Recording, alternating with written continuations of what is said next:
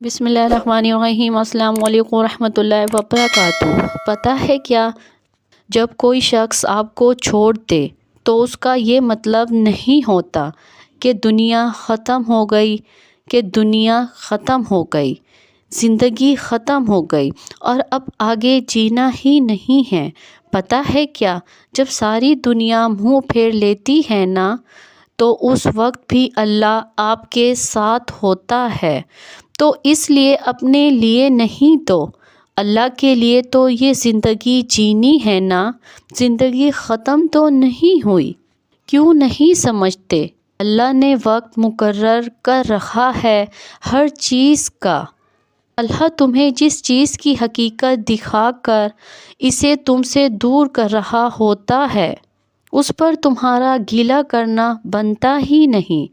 اللہ جب درد دیتا ہے تو تسکین بھی دیتا ہے، تو مانگو اسی سے تسکین، صبر اور اس کی مدد۔ پھر دیکھنا تم رحمان کو رحیم پاؤ گے۔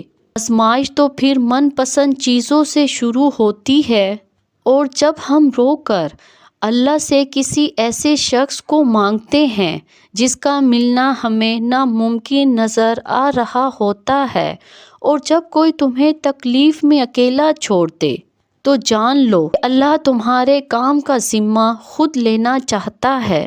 اور قرآن میں تو خود اللہ یہ فرماتا ہے، اور تمہاری حمایت اور مدد کے لیے اللہ ہی کافی ہے۔ دکھ اور تکلیف صرف اللہ کو بتایا کرو، اور اس یقین کے ساتھ کہ وہ سنے گا بھی اور جواب بھی دے گا۔ اگر اللہ تعالیٰ آپ سے کوئی چیز چھین لینا تو بس اپنے رب پر بھروسہ کرنا اور صبر کرنا۔ جب تم صبر کرو گے نا، تو راستے خود تمہارا رب بنائے گا۔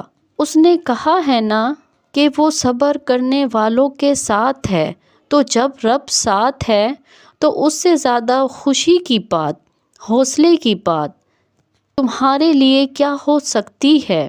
جب انسان لوگوں کی جگہ اپنے اللہ پر آنکھ بند کر کے یقین کرتا ہے تو اللہ کبھی اسے مایوس نہیں کرتا۔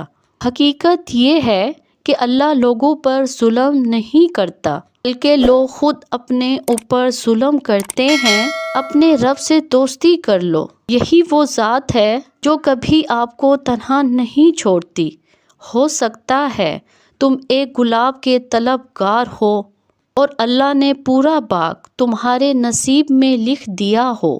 قرآن پاک میں اللہ فرماتا ہے، ہو سکتا ہے ایک چیز تمہیں ناگوار گزرے اور وہی تمہارے لیے بہتر ہو، اور ہو سکتا ہے ایک چیز تمہیں پسند ہو اور وہی تمہارے لیے بری ہو۔